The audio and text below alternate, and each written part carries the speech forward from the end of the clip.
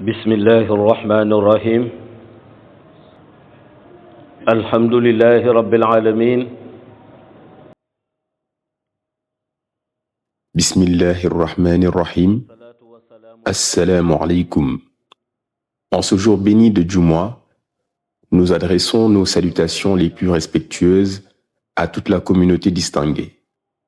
Nous rendons grâce à Allah, lui qui a dit la in shakartum la azidannakum. Si vous êtes reconnaissant, très certainement j'augmenterai mes bienfaits pour vous. Nous adressons également notre salut et notre considération au noble messager, le prophète Mohammed, paix et salut sur lui.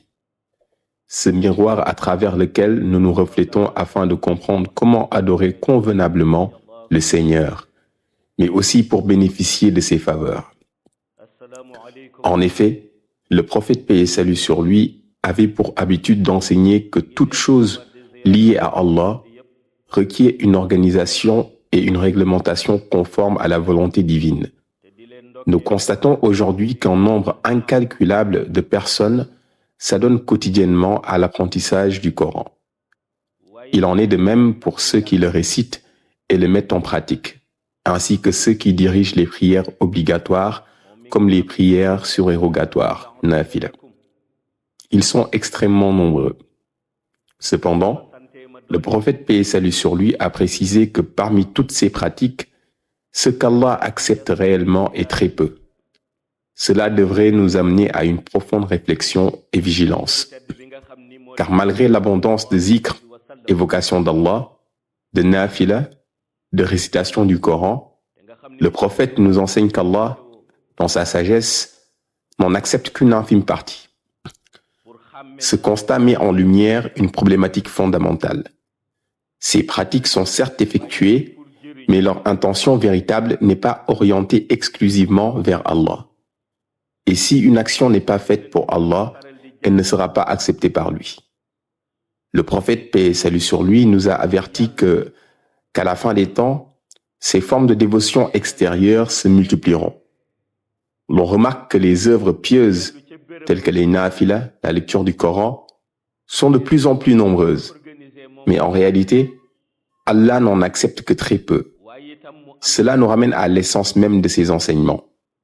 Chacun doit s'atteler à perfectionner sa liaison avec le Seigneur en honorant scrupuleusement les responsabilités qu'Allah lui a confiées. Parmi les devoirs fondamentaux du musulman, arrivé à la maturité spirituelle et intellectuelle, figure la reconnaissance sincère de son Seigneur. Il doit savoir qui est Allah et connaître ce qu'il lui a prescrit. Le Coran est présent pour lui transmettre cette science. Il doit également avoir pleine conscience que tout ce qu'Allah lui ordonne n'est pas de l'intérêt d'Allah qui se suffit à lui-même, mais bien dans son propre intérêt à lui, l'homme. Ainsi, lorsqu'il adore son Seigneur, il doit le faire avec conscience, sincérité et dans le strict respect du lien qui l'unit à lui. Allah recommande ainsi aux musulmans ayant atteint la majorité, tant spirituelle que rationnelle, de connaître le sens profond et l'intérêt que l'islam représente dans sa vie. Si nous nous plaçons dans la perspective de cette signification, nous comprenons que l'islam constitue un guide lumineux, une source de savoir qui oriente le croyant vers ce qui lui est réellement utile dans sa relation avec son Seigneur. Autrement dit, l'islam guide vers le chemin parfaitement droit, as-sirat al-mustaqim. Et lorsqu'on se place sur ce chemin droit, il faut que l'on soit pleinement conscient que l'on n'y chemine pas seul. En effet, tous les prophètes, depuis le tout premier, le prophète Adam, paix et salut sur lui, jusqu'au dernier des messagers, le prophète Mohammed, paix et salut sur lui, ont tous emprunté cette même voie droite. C'est donc cette même ligne de droiture sur laquelle chacun d'entre eux a posé son pied. Implorer Allah pour le maintien dans la voie droite avec la certitude que l'on est bien guidé et que l'islam est le sens fondamental de la vie conduit inexorablement vers le chemin des salihin, les vertueux, ceux qu'Allah a comblés de ses faveurs. Et puisque l'on n'est pas seul sur ce sentier, Il faut savoir aussi que l'entrée au paradis se fera aux côtés de ses salihines. C'est en ce sens que le prophète, paix et salut sur lui, affirmait que chacun choisit ses compagnons dans l'autre monde en fonction des personnes qu'il fréquente ici-bas. Il voulait ainsi enseigner que ce choix se fait dans le monde shahada. Autrement dit, nos compagnons d'aujourd'hui sur terre seront ceux auprès desquels nous ressusciterons demain pour vivre dans l'au-delà. Allah a organisé cette réalité avec une sagesse immense. Il a montré que parmi les pratiques des croyants, ce qui lui plaît le plus est l'acte accompli exclusivement pour lui, avec une intention pure. En observant la société musulmane dans sa globalité, le prophète, paix et salut sur lui, affirmait que le folklore prendrait le dessus sur la vérité de l'islam. Fort de ce constat, il affirmait que seul le Sauveur universel, envoyé par Allah, pourrait restaurer l'islam dans son authenticité. Ces paroles prophétiques trouvent leur justification dans le contexte de la fin des temps. Ce travestissement des préceptes de la religion se traduit par exemple chez certains imams par le fait qu'ils privilégient les intérêts personnels au détriment des valeurs sûres et véridiques de l'islam. Cette façon de procéder par les soi-disant tenants de la religion est très répandue à notre époque. Le prophète, paix et salut sur lui, a dit « Dans une telle situation, si la vérité est absente, le folklore prend sa place. Et dès lors que ce dernier s'installe, le titre d'imam devient vide de sens, car un dirigeant en islam doit impérativement être digne, sincère et craindre son Seigneur. » C'est dans cette perspective que l'on peut situer une interprétation authentique du rôle du guide. Le prophète, paix et salut sur lui, dans sa pédagogie prophétique, est allé jusqu'à désigner le calife Omar ibn al-Khattab, qu'Allah l'agrée, comme un modèle de dirigeant, en raison de sa rigueur dans la vérité. Il disait que le véritable dirigeant doit être véridique à l'image de Omar, c'est-à-dire que chacune de ses paroles doit être fondée sur la vérité et cette vérité doit impérativement être précédée et guidée par la crainte révérentielle d'Allah enracinée dans le cœur. Or, un dirigeant qui craint véritablement son Seigneur est devenu une rareté. En outre, celui qui assume une fonction de direction religieuse ne doit pas se contenter, comme on le voit trop souvent dans nos sociétés, de démontrer sa maîtrise des hadiths ou des ouvrages savants. Cela ne sert à rien si cette science n'est pas accompagnée en amont d'une crainte sincère d'Allah. Car au moment où chacun sera allongé dans sa tombe, les anges ne poseront pas des questions telles que « Comment comprenais-tu tel verset ?» ou « Quelle était ton interprétation de tel hadith ?» ou encore « Peux-tu nous réciter tel passage du Coran avec ta belle voix ?» Non, ce ne seront point ces questions qui seront adressées aux défunts. Au contraire, la première question sera la suivante. Qui est ton Seigneur? Non pas pour tester la mémoire ou l'éloquence du concerné, mais pour sonder la profondeur de la crainte en Allah et voir si, tout au long de sa vie, il s'est réellement suffi de lui. Quel que soit le statut social de l'interrogé, fût-il imam de son vivant, il ne dérogera pas à la règle. Cette première question, qui est ton Seigneur, sera posée à tous. Car Allah veut voir si le tawhid, l'unicité d'Allah, a été réalisé. Et c'est dans ce cadre-là que s'évalue la sincérité du cœur. La question « Qui est ton Seigneur ?» est donc cruciale. Ce n'est pas la langue qui y répondra, car la langue peut prononcer des choses auxquelles elle ne croit pas. Mais c'est bien le cœur, ce dépôt secret où se cache l'essence véritable de ce que nous sommes, qui répondra à cette question.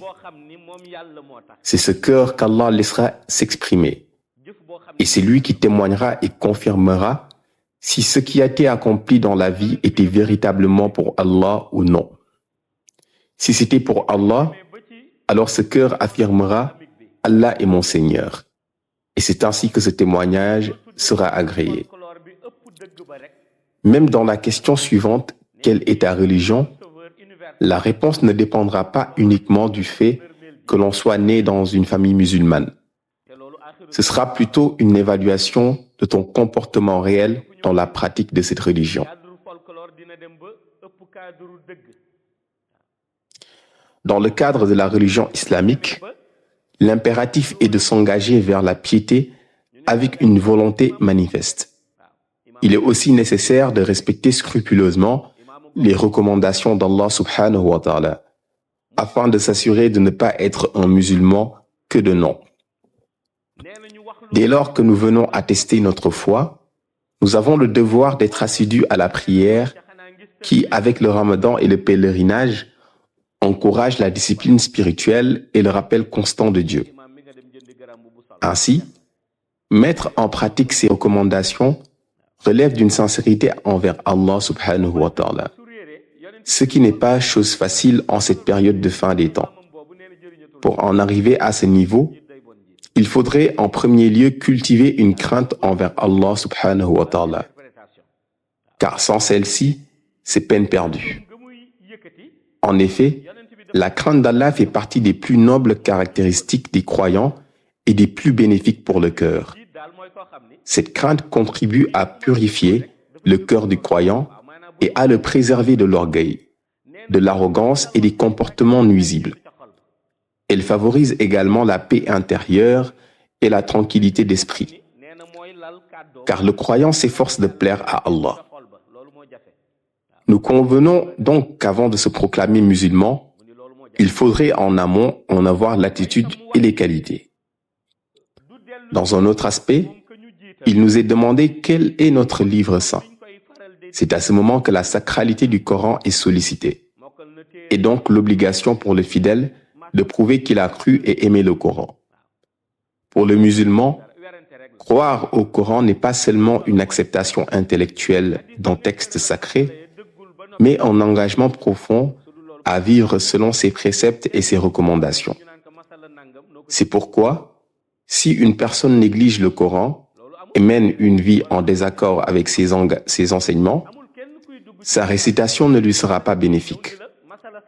La lecture du Coran est alors plus favorable au défunt si ce dernier de son vivant respectait ses obligations religieuses à travers son amour pour le Coran. Nous en arrivons à la question sur notre bien-aimé prophète paix et salut sur lui. Le prophète paix et salut sur lui est pour les musulmans le meilleur des hommes par ses qualités et par sa droiture. Il est un modèle de vie et une référence à tout point de vue. Tenter de lui ressembler n'est pas chose aisée, mais essayer d'adopter certaines de ses qualités exceptionnelles ne peut être que bénéfique. De ce fait, cela inclut l'imitation de ses actions et de ses comportements dans la vie quotidienne, que ce soit en termes de la crainte d'Allah subhanahu wa ta'ala, de la prière, de la droiture, des relations humaines, de la bonté. Et pourtant, il y a des musulmans qui délaissent ces qualités pour aller vers la ressemblance vestimentaire ou d'autres aspects superficiels. Là n'est pas l'objectif principal. Nous avons l'habitude de voir des gens qui imitent le prophète, paix et salut sur lui, dans sa manière de s'habiller ou de se curer les dents. Mais une fois dans la société, ils disent du mal d'autrui et ne tiennent pas leur langue. Or, ce ne sont pas les qualités intrinsèques du prophète Mohammed, paix et salut sur lui. Lorsqu'Allah subhanahu wa ta'ala fit l'éloge du prophète Sayyidina Ahmed sallallahu alayhi wa sallam, ce ne fut point en raison de ses habits ou de son apparence extérieure, mais bien plutôt à cause de son comportement d'une exemplarité inégalée. Ainsi, le caractère du prophète sallallahu alayhi wa sallam constitue la véritable source d'inspiration pour tout croyant sincère.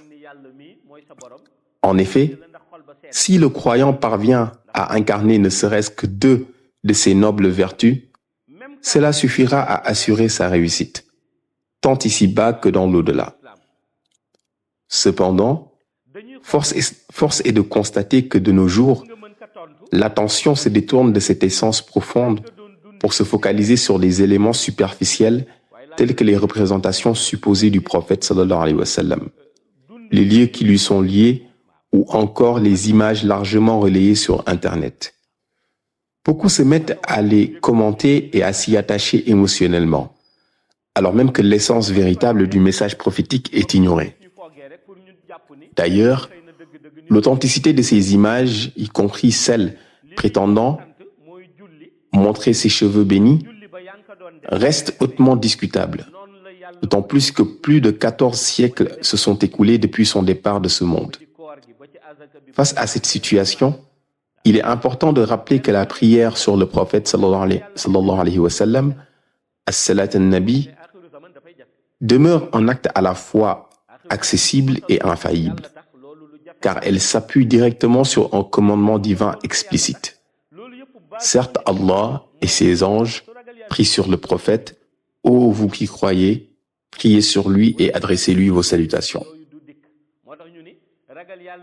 Surat Al-Ahzab, verset 56. Ainsi, réciter cette prière constitue une manière sûre et authentique de se connecter au prophète sallallahu alayhi wa sallam, bien plus que toute image douteuse pouvant induire le croyant en erreur. Par conséquent, pour espérer répondre correctement à la question « Qui est ton messager ?» dans la tombe, il est impératif que le croyant cherche à marcher véritablement sur les traces du prophète sallallahu alayhi wa sallam. Ce sont les actes et les vertus du messager d'Allah, reproduits sincèrement dans la vie du croyant, qui lui vaudront la satisfaction divine. De plus, le prophète sallallahu alayhi wa sallam nous a garanti que ces vertus demeurent d'actualité à travers les âges. Elles conservent leur pertinence dans le monde du témoignage shahada, à condition que les croyants prennent la responsabilité de les actualiser selon le contexte de leur époque. Depuis que le Coran sacré a été révélé et que le prophète sallallahu alayhi wa sallam reçut le premier ordre divin, Iqra, lis, de nombreuses exégèses ont vu le jour, chacune interprétant les versets coraniques à la lumière de la compréhension et des réalités propres à son époque. D'innombrables connaissances et enseignements de sagesse en ont été tirés au fil des siècles. Le prophète sallallahu alayhi wa sallam a souligné que cette dynamique d'interprétation et de compréhension évolutive est toujours accompagnée d'une réalité propre à chaque époque. Toutefois, cette réalité circonstancielle ne dépasse jamais les limites du Coran. Bien au contraire, le Coran les englobe toutes en tant que parole divine intemporelle. Dès lors, il revient aux croyants d'adapter leur lecture et leur pratique du Coran aux réalités de leur temps, sans jamais altérer son essence. Cette affirmation prophétique mérite d'être approfondie et analysée par les savants, surtout au regard des bouleversements contemporains, car tout est contenu dans le Coran, depuis la création du monde visible shahada jusqu'à son extinction, en passant par toutes les étapes de la vie humaine. Même la période antérieure à la création du monde sensible, ainsi que les dimensions invisibles, y sont évoquées. Cependant, Allah subhanahu wa ta'ala a voilé certaines vérités en les codifiant, tandis qu'il en a révélé d'autres de manière non officielle, notamment à travers les hadiths al-Qudsi. Ainsi, dans cette architecture divine de la connaissance, le prophète sallallahu alayhi wa sallam nous enseigne que chaque époque peut être harmonisée avec le Coran. Cette capacité d'adaptation temporelle ne remet nullement en cause les fondements de la foi. La foi, al-iman du croyant, sa crainte révérentielle envers Allah et sa capacité à s'auto-évaluer pour mesurer sa progression ou sa régression dans la religion demeurent invariables. Ce sont là les piliers constants. En dehors de ces trois éléments, tout autre aspect peut être contextualisé et mis en phase avec les spécificités de l'époque. En somme, bien que le Coran soit éternellement adapté à notre époque, cela n'empêche en rien le croyant de viser l'élévation spirituelle des compagnons du prophète sallallahu alayhi wa sallam. Même s'il ne lui est pas facile d'atteindre un tel degré de foi, il peut à tout le moins aspirer à une foi doublée d'une ferme confiance en Allah. Ce qui peut l'y aider, c'est sa capacité à se concentrer sur tout ce qui renforce et embellit son adoration envers son Seigneur. Cela peut sembler facile lorsque le croyant garde à l'esprit qu'il sera seul dans sa tombe et qu'il y demeurera jusqu'au dernier jour. Mais cela devient difficile lorsque cette réalité lui échappe. Comme le rappellent les élus d'Allah, celui qui est dans la droiture le sait pertinemment, tout comme celui qui est dans l'égarement en est également conscient. Celui qui s'égare et celui qui l'encourage dans cette voie se ressemblent, car tous deux participent à l'éloignement de la vérité. C'est pourquoi dans un monde où l'hypocrisie devient monnaie courante, il n'est pas rare de voir certains soutenir leurs proches dans l'égarement, non pas par ignorance, mais simplement par attachement affectif ou par solidarité mal orientée. Pourtant, la véritable fraternité consiste à aider son frère à sortir de l'égarement, et non à y persister avec lui. Il ne convient point de soutenir une personne qui est dans l'égarement. Le soutien doit être exclusivement réservé à celui qui chemine sur la voie droite. Et qui est donc cette personne sur le droit chemin? C'est celle dont les paroles vertueuses sont en parfaite harmonie avec ses œuvres vertueuses. Autrement dit, celui qui te recommande la prière doit en premier être lui-même assidu à la prière. Tout ce qu'il te conseille de faire dans la voie d'Allah, il doit l'avoir déjà accompli en toute sincérité. C'est ainsi que l'on reconnaît véritablement une personne droite et digne de confiance. Le prophète Mohammed sallallahu alayhi wa sallam a enseigné que le Seigneur illumine le cœur de celui qui se trouve sur le droit chemin, afin qu'il ait en lui-même la certitude d'être bien guidé. Parallèlement, s'agissant de celui qui s'est égaré, Allah, dans sa sagesse infinie, le laisse dans son égarement tout en lui faisant ressentir intérieurement qu'il n'est pas dans la voie droite. Il est donc conscient, même sans l'avouer, de son éloignement de la vérité. Un jour, un homme sollicita la sagesse d'un érudit, reconnu pour sa grande compréhension des sciences divines. Il lui posa cette question. Comment peut-on reconnaître celui qui est sur le droit chemin et celui qui est dans l'égarement? Le sage répondit, celui qui suit le droit chemin ne ressent nul besoin de se cacher. Il agit toujours avec la conscience d'Allah et non pour se conformer au regard des gens. En revanche, celui qui est dans l'égarement cherche constamment à dissimuler ses actes. Il agit dans l'ombre par peur du regard humain, oubliant que c'est Allah qui lui a accordé toutes ses facultés et qu'il est absolument impossible de lui cacher quoi que ce soit. Les bienfaits que nous recevrons dans l'au-delà sont directement issus des actes de dévotion que nous aurons accomplis ici-bas. Mais ces actes doivent être posés avec sérénité, en toute conscience et non sous la contrainte ou la pression extérieure. Autrement dit, il ne faut jamais se sentir prisonnier ou forcé dans l'adoration, mais plutôt s'y engager avec une disposition intérieure apaisée. Celui qui sait qu'il doit prier, s'acquitter de la zakat, jeûner le mois de Ramadan ou accomplir le pèlerinage, doit s'y atteler avec une volonté sincère, un esprit clair et une âme paisible. C'est la qualité de cette conscience dans l'accomplissement des actes qui leur donne leur valeur auprès d'Allah. À condition toutefois qu'il n'y ait pas en ces actes une forme de calcul intéressé ou de ségrégation spirituelle. Car chacun adore souvent Allah selon ses propres attentes ou intérêts. Et pourtant, ton abstention dans l'adoration n'a aucune incidence sur la grandeur d'Allah. Elle ne lui retire absolument rien. D'ailleurs, même sans ta participation, innombrables sont les anges dans les cieux du royaume céleste, Alamul Malakut, qui le glorifient inlassablement. Ainsi, l'adoration d'Allah ne profite qu'à toi-même. Elle est un bienfait pour ta propre âme, non pour Allah qui se suffit à lui-même. C'est pourquoi il est vain de se préoccuper du jugement des gens sur la tombe d'un défunt. Car nombreux sont ceux qui prononcent des témoignages au moment du décès, non par connaissance réelle, mais simplement parce que la personne est décédée. Leur jugement ne détermine en rien la destinée de l'âme.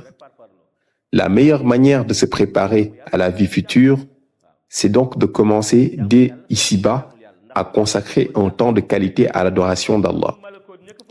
C'est là le véritable enseignement du prophète Mohammed sallallahu alayhi wa sallam, qui affirmait qu'en croyant sincèrement attaché à ses recommandations, pouvait espérer qu'Allah accepte ses œuvres.